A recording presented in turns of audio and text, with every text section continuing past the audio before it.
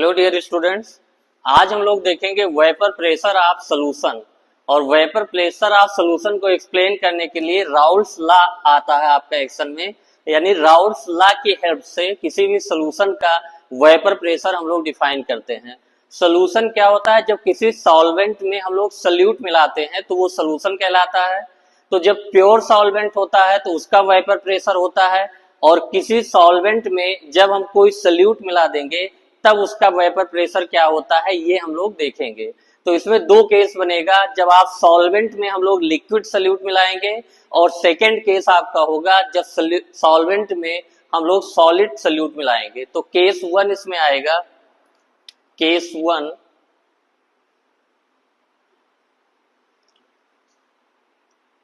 Liquid salute, यानी यहां पे हमारा हो जाएगा लिक्विड लिक्विड सॉल्यूशन। सॉल्यूशन पहला कैसा फॉर्म करेंगे? हम लोग लिक्विड सल्यूट डालेंगे उसमें, और सॉल्वेंट आपका लिक्विड ही था तो लिक्विड लिक्विड सॉल्यूशन फॉर्म होगा। इस सॉल्यूशन का वेपर प्रेशर हम लोग देखेंगे। तो पहले मैं कुछ टर्म इंट्रोड्यूस कर रहा हूं जो आपका थ्रू आउट यूज किया जाएगा। देखिए इसमें क्या क्या है। यहां पे हम लोग लिख लेते हैं सल्यूट, पहले सॉल्वेंट लिख लेते हैं, सॉल्वेंट सल्यूट। सॉल्वेंट को हम लोग ए से डिनोट करेंगे और सल्यूट को बी से डिनोट करेंगे। अब यहाँ पे देख लेते हैं एक एक करके फिजिकल स्टेट क्या होगा सल्यूट और सॉल्वेंट का। फिजिकल स्टेट, सॉल्वेंट और सल्यूट दोनों का फिजिकल स्टेट क्या है? हमारे पास लिक्विड है। मोल्स, सॉल्वेंट के मोल को हम लोग Na से डिनोट करेंगे और सल्यूट के मोल को Nb से डिनोट करेंगे। मास, सॉल्वेंट के मास को Wa से डिनोट करेंगे और सल्यूट के मास को Wv से डिनोट करेंगे। फिर मोल फ्रैक्शन भी आपका यूज होगा, अगला टर्म मोल फ्रैक्शन। जो सॉल्वेंट का मोल फ्रैक्शन होगा इसको हम लोग डिनोट करेंगे XA से, और XA की वैल्यू होगी जिसका मोल फ्रैक्शन निकालना है। सॉल्वेंट का मोल फ्रैक्शन हमको चाहिए तो क्या करेंगे बच्चों? सॉल्वेंट का मोल फ्रैक्शन निकालने के लिए ऊपर क्या रहेगा? सॉल्वेंट का मोल अपान टोटल मोल्स। तो ऊपर हो गया हमारा सॉल्वेंट का मोल Na,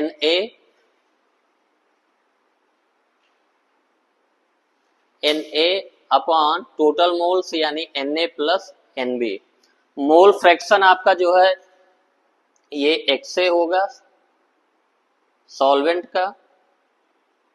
सॉल्यूट के मोल फ्रैक्शन को हम लोग XV से डिनोट करेंगे, और इसका मोल फ्रैक्शन बच्चों क्या होगा? सॉल्यूट का मोल्स अपान टोटल मोल्स यानी Na अपान Na plus Nb। Physical state हो गया, मोल्स हो गया, मास हो गया, मोल फ्रैक्शन हो गया, और वेपर प्रेशर। वेपर प्रेशर हम लोग सॉल्वेंट के वेपर प्रेशर को P नॉट A से डिनोट करेंगे और सल्यूट के वेपर प्रेशर को P नॉट B से डिनोट करेंगे। ये प्योर है। जब सॉल्वेंट प्योर था तो उसका वेपर प्रेशर क्या था? P नॉट A, और जब सल्यूट प्योर फॉर्म में था तो उसका vapour pressure P not B था। तो ये वेपर प्रेशर कहां पे है? ये प्योर फॉर्म में है।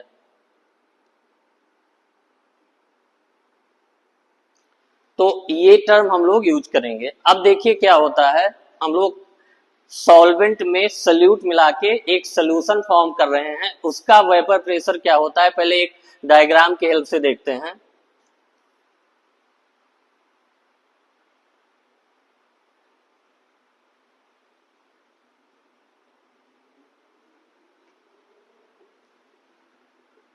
ये हम लोग मान लेते हैं कि ये हमारा सॉल्वेंट रहा होगा ए प्योर फॉर्म में, इसके वेपर्स रहे होंगे, और इसका वेपर प्रेशर जब प्योर फॉर्म में P नॉट A रहा होगा, और इसके जो मोल्स रहे होंगे Na मोल्स रहे होंगे, वेट इसका रहा होगा Wb, और प्योर फॉर्म में इसका vapour pressure P not A।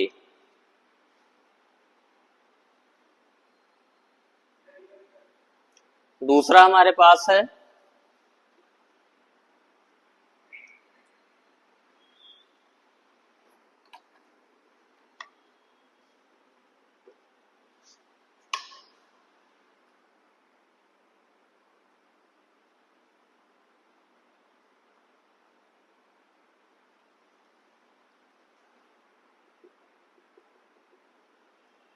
इसके वेपर्स रहे होंगे, ये हमारा सल्यूट है, इसका प्योर फॉर्म में वेपर प्रेशर पी नॉट ए रहा होगा, और इसके मोल्स रहे होंगे Na, और इसका वेट रहा होगा Wa, और प्योर फॉर्म में वेपर प्रेशर पी नॉट ए रहा होगा। अब क्या करते हैं हम लोग, इन दोनों को मिक्स करके सोल्यूशन बनाते हैं।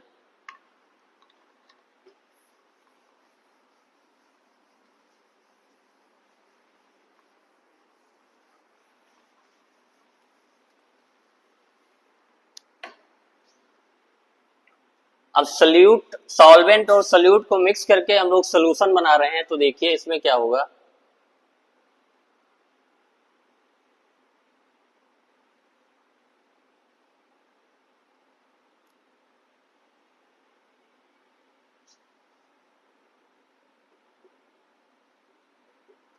अब इसमें ए और बी हमारे दोनों हो जाएंगे, ए भी होगा, बी भी होगा, ए भी होगा, बी भी होगा, ये है सोल्यूशन।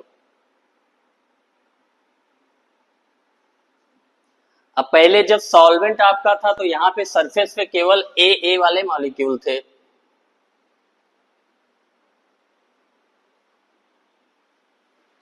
ये सल्यूट आपका था, ये सॉरी ये बी है, एन बी, सल्यूट को हम लोग बी से डिनोट कर रहे हैं। तो यहाँ पे जो सरफेस होगा, यहाँ पे केवल और केवल बी के मॉलिक्यूल रहे होंगे। अब हम लोगों ने जब सोल्यूशन फॉर्म किया तो जो लिक्विड और वेपर का जो सरफेस होगा, यहाँ पे ए वाले मॉलिक्यूल भी होंगे और बी वाले मॉलिक्यूल भी होंगे।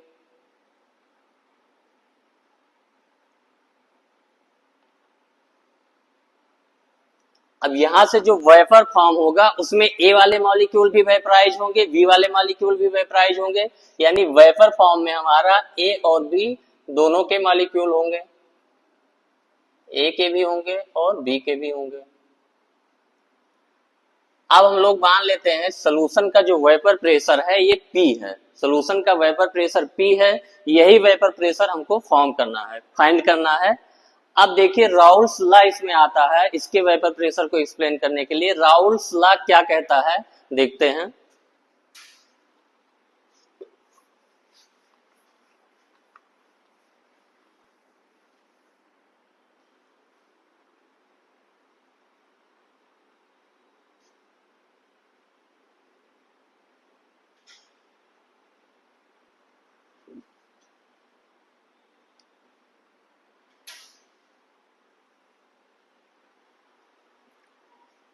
यहाँ पे ए के मोल ए हैं और बी के मोल बी हैं। तो Raoult's law of vapour pressure क्या कहता है कि किसी भी सोल्यूशन में, सोल्यूशन के किसी भी कंपोनेंट का जो वेपर प्रेशर होता है सोल्यूशन में उसके मोल फ्रैक्शन के डायरेक्टली प्रोपोर्शनल होता है। सिंपल सा स्टेटमेंट है, इसको हम लोग लिखे राउल्स लॉ को, हम लोग लिखे vapour pressure of any component is directly proportional to the mole fraction of that component in solution।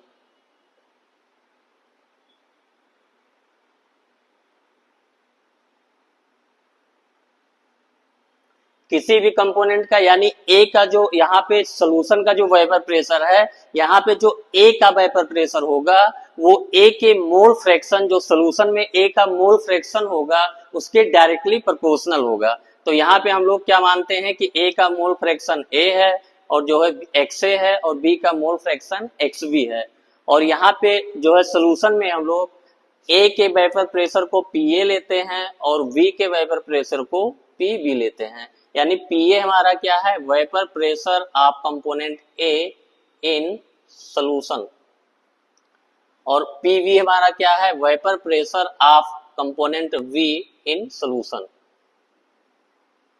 तो vapour pressure of any component, यानी हम लोग अगर ए कंपोनेंट की बात करें तो VPA, ए का जो वेपर प्रेशर होगा सोल्यूशन में राउल्स लॉ के हिसाब से किसके प्रोपोर्शनल हो गया, mole fraction of that component, यानी mole fraction of A in solution. तो इसके मोल फ्रैक्शन को हम लोग डिनोट करते हैं XA से। तो यहाँ पे XA हम लोग क्या लिखेंगे, XA क्या है आपका मोल fraction of A in solution, और पी ए हमारा क्या है, vapour pressure of A in solution. यानी ए का जो वेपर प्रेशर सॉल्यूशन में होगा वो राउल्स लॉ के हिसाब से डायरेक्टली प्रोपोर्शनल होगा मोल fraction of A in solution. अब यहां से प्रोपोर्शनलिटी साइन को हटाएंगे तो एक कांस्टेंट हमारा आएगा पी ए इक्वल टू के। तो हम लोग यहाँ पे अगर एक्स ए की वैल्यू 1 पुट कर दें, if X A equal to 1, X A equal to 1 का मतलब हो गया कि देखिए बच्चों, ए का मोल फ्रैक्शन 1 कब होगा, जब वहां पे केवल और केवल ए प्रेजेंट होगा, बी नहीं होगा। यानी एक्स ए इक्वल टू 1 का मतलब है ए प्योर फॉर्म में है, ए प्योर फॉर्म में है।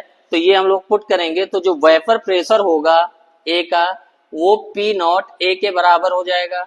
जब एक्स ए की वैल्यू 1 होगी यानी ए प्योर फॉर्म में होगा तो केवल और केवल वहां पे जब ए होगा तो वेपर प्रेशर केवल ए के कारण होगा, तो पी नॉट ए यानी प्योर फॉर्म में ए के वेपर प्रेशर के बराबर हो जाएगा। तो यहां से हम लोग P naught A equal to K into X A की वैल्यू 1 हो गई, इसको इक्वेशन नंबर 2 हम लोगों ने बोल दिया। अब के की वैल्यू पी नॉट ए पहले में पुट कर देते हैं तो पी ए इक्वल टू आपका आ गया P naught A X A.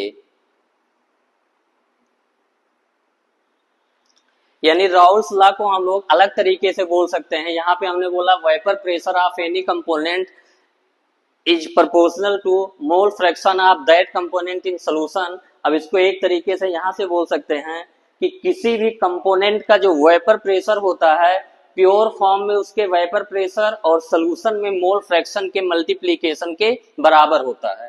तो दूसरे तरीके से भी हम लोग राउल्स लॉ को लिख देते हैं, vapour pressure of any component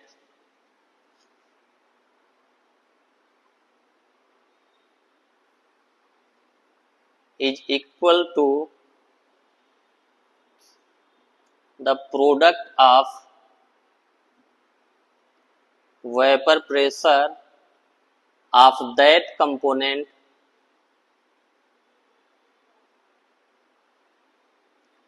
in pure form and the mole fraction of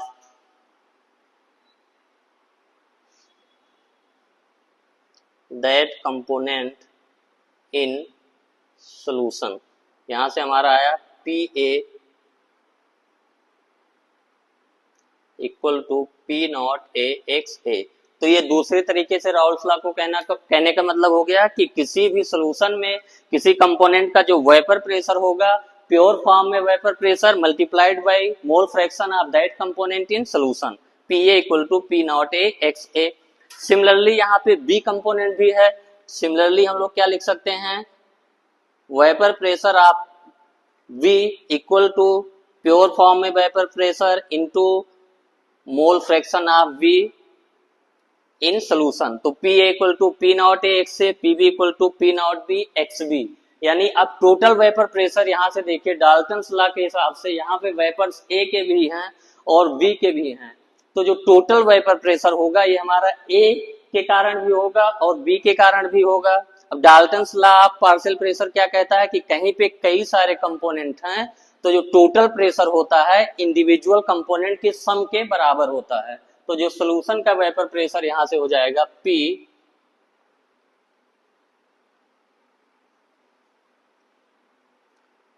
A plus P B.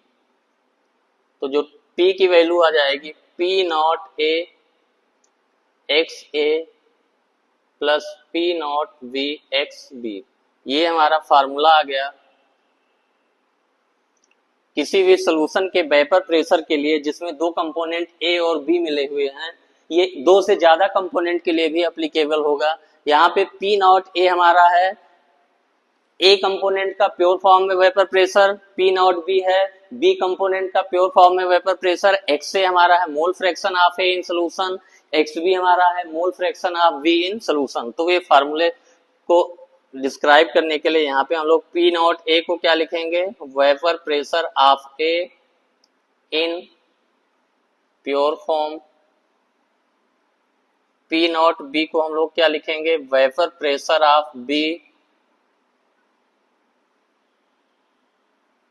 In pure form. X A हमारा क्या है, एक्स ए की वैल्यू क्या हो जाएगी, N A upon N A plus N B. तो क्या बोलेंगे, mole fraction of A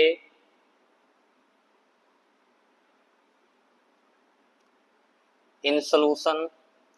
X B की वैल्यू क्या हो जाएगी, moles of B upon N A plus N B. तो क्या बोलेंगे, mole fraction of we in solution.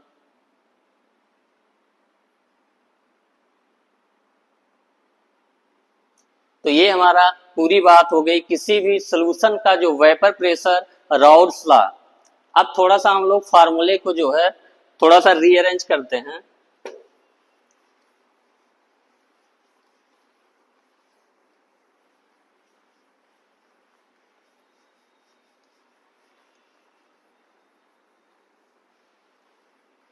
ये जो फार्मूला आपका P equal to P naught A X A plus P naught B X B आपका डिफरेंट तरीके से भी थोड़ा कहीं पे आपको देखने को मिल सकता है। देखिए इसको रीअरेंज करते हैं, P equal to P naught A X A plus P naught B X B.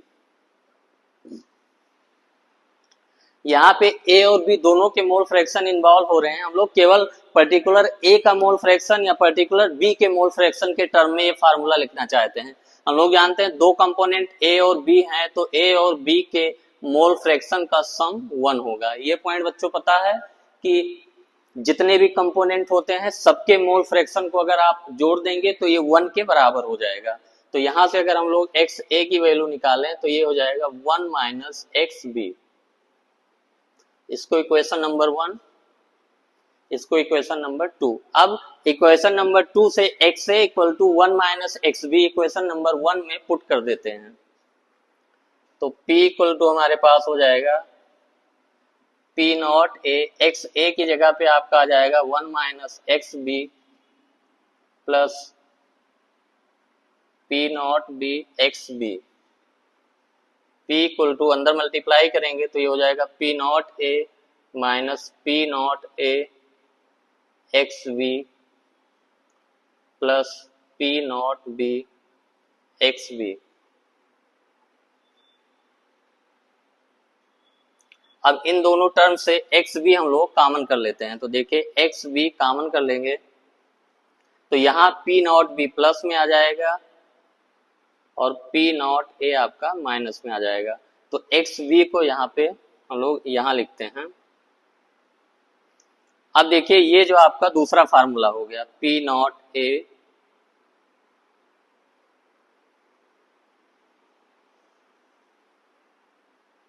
Same formula है। यहाँ पे क्या है, ए का मोल फ्रैक्शन यहाँ पे इन्वॉल्व नहीं है। P equal to P naught A plus P naught B minus P naught A into P naught B minus P naught A into X B, ये हो गया। सिमिलरली हम लोग अगर एक्स बी की वैल्यू 1 माइनस एक्स से put कर दें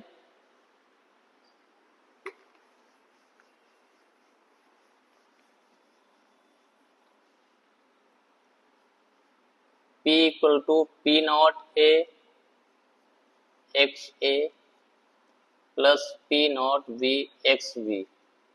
x A plus X B की वैल्यू 1 है, वहां पे हमने एक्स ए को रिप्लेस किया, यहाँ एक्स बी को रिप्लेस करेंगे। X B equal to 1 minus X A equation number 1 में पुट करेंगे तो P equal to P naught A X A plus P naught B X B की वैल्यू 1 माइनस एक्स ए हो गया।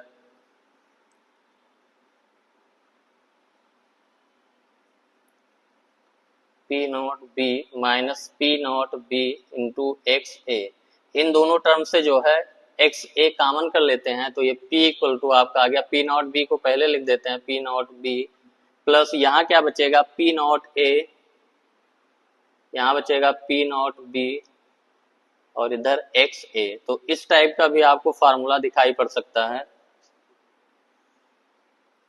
अब इसको देखिए, याद रखने के लिए हम लोग क्या क्या ट्रिक यूज करते हैं, P equal to P naught A आ गया, फिर देखिए B, फिर A, फिर B, यानी P नॉट ए, अब A वाला टर्म हो गया प्लस B वाला टर्म आएगा यानी P नॉट B, अब फिर A वाला टर्म आएगा माइनस P नॉट A आ गया, फिर अगला टर्म आ गया B वाला, A B, ये तरीका है याद रखने का।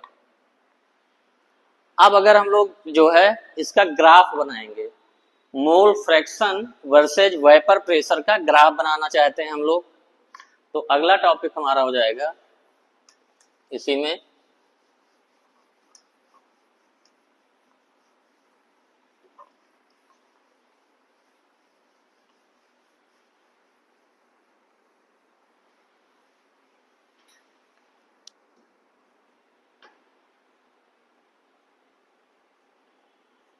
ग्राफ बिटवीन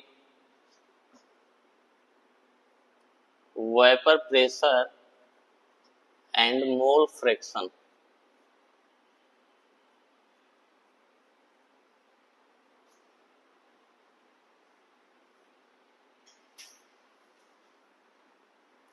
अब देखिए हमारे पास फार्मूला क्या है, पी ए इक्वल टू हम लोग जानते हैं क्या होता है, P naught A into X A, P B क्या होता है, P naught B into X B, यानी सोल्यूशन में जो ए का वेपर प्रेशर होगा वो प्योर फॉर्म में ए का vapour pressure multiplied by mole fraction of A in solution, और बी का जो वेपर प्रेशर होगा प्योर फॉर्म में बी का vapour pressure multiplied by mole fraction of B. अब देखिए ग्राफ हमको बनाना है vapour pressure versus mole fraction, तो y एक्सिस पे हम लोग ले लेते हैं बच्चों वेपर प्रेशर, और x एक्सिस पे ले लेते हैं मोल फ्रैक्शन।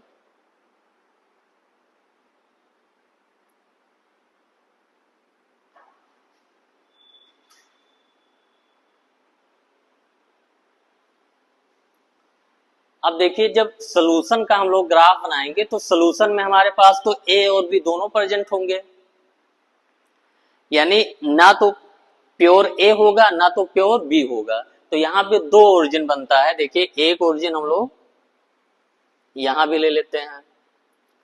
अब देखिए हम लोग मान लेते हैं कि जो ये मोल फ्रैक्शन आपका ए का इस डायरेक्शन में जाने से बढ़ रहा है, यानी यहाँ पे जो ए का मोल फ्रैक्शन होगा वो क्या होगा, जीरो होगा, क्योंकि अगर मोल फ्रैक्शन ओरिजिन पे ये ए का इधर जाने पे बढ़ रहा है तो ए का मोल फ्रैक्शन इधर क्या होगा, जीरो होगा, और यहाँ पे आपका ए का मोल फ्रैक्शन मैक्सिमम हो गया यानी एक्स ए इक्वल टू 1 हो गया, तो यहाँ पे एक्स बी इक्वल टू 0 हो जाएगा, और यहाँ एक्स ए 0 है तो एक्स बी की वैल्यू 1 होगी। अब देखिए जब बी आपका मोल फ्रैक्शन ऑफ बी 1 है यानी प्योर आपका बी प्रेजेंट है, तो जो वेपर प्रेशर होगा वो केवल और केवल V के प्योर फॉर्म में प्रेजेंट होने के कारण होगा, और उसकी वैल्यू होगी P नॉट B। फिर से समझते हैं, हम लोग सोल्यूशन में दो कंपोनेंट हमारे पास होंगे, A और B दो कंपोनेंट होंगे, दोनों का वेपर प्रेशर होगा, तो यहाँ पे दो ओरिजिन हमने ले लिया, इधर जाने पे मोल फ्रैक्शन ऑफ A बढ़ रहा है, यानी A का मोल फ्रैक्शन यहाँ पे 0 होगा, यहाँ पे A का मोल फ्रैक्शन 1 होगा। जब A का मोल फ्रैक्शन यहाँ पे 0 होगा तो B आपका B का मोल फ्रैक्शन 1 होगा, और A बीच में क्या होगा आपका A का मोल फ्रैक्शन B के मोल फ्रैक्शन दोनों प्रेजेंट होंगे। यहाँ एंड पॉइंट पे क्या होगा, A का मोल फ्रैक्शन 1 होगा, B का मोल फ्रैक्शन 0 होगा। जब A का मोल फ्रैक्शन 1 होगा तब देखते हैं हमारे पास केवल और केवल A प्रेजेंट होगा, तो जो वेपर प्रेशर होगा वो P नॉट A होगा। अब P नॉट A की वैल्यू हमने बड़ी बना ली, P नॉट B छोटा, इसका मतलब हमने एज्यूम कर लिया कि P not A greater than P not B, यानी A इज मोर वोलेटाइल। हमने ये एज्यूम कर लिया है कि A के जो वेपर हैं वो ज्यादा फॉर्म हो रहे हैं, सोल्यूशन में जो A का वेपर प्रेशर है P नॉट A उसकी वैल्यू ज्यादा है। अब देखिए यहां से अब सोल्यूशन में क्या हो रहा है, यहाँ पे P नॉट B है, अब जब सोल्यूशन बनाएंगे हम लोग तो V का वेपर प्रेशर क्या होगा, ये मैक्सिमम है, अब V का वेपर प्रेशर क्या होगा, मैक्सिमम से घट के आपका ये 0 तक जाएगा। यहाँ पे V का वेपर प्रेशर मैक्सिमम था, उसके बाद सोल्यूशन में जैसे जैसे आपका A बढ़ता चला गया, B का वेपर प्रेशर घटता चला गया और ये 0 हो गया। यहाँ से क्या होगा, इसका वेपर प्रेशर A का आपका बढ़ते बढ़ते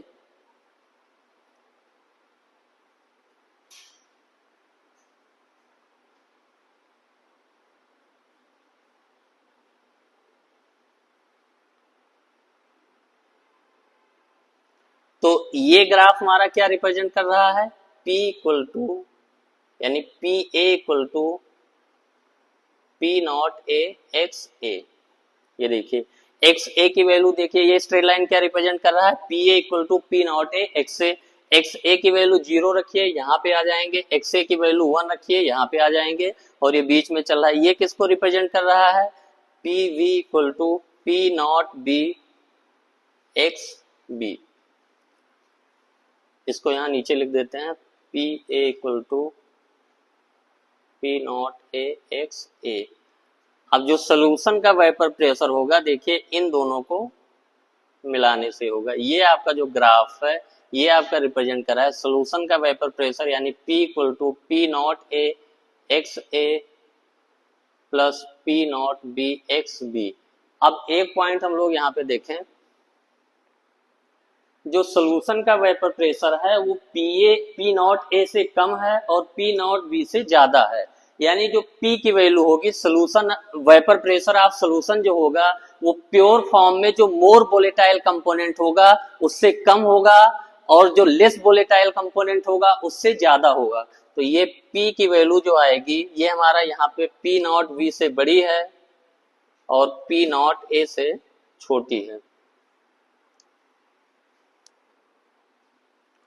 तो यहां हम लोगों ने इतना देख लिया। हमने क्या देखा कि वेपर प्रेशर ऑफ सोल्यूशन, इसमें हमने बताया था 2 केस होगा, जब इसमें लिक्विड सॉल्यूट यूज किया जाएगा। दूसरा केस हम लोग अभी बाद में देखेंगे नेक्स्ट टर्न पे, जब सॉल्यूट आपका सॉलिड होगा। तो हमने दोनों कंपोनेंट का जो है वेपर प्रेशर देखा और वेपर प्रेशर और मोल फ्रैक्शन के बीच में ग्राफ भी बनाया।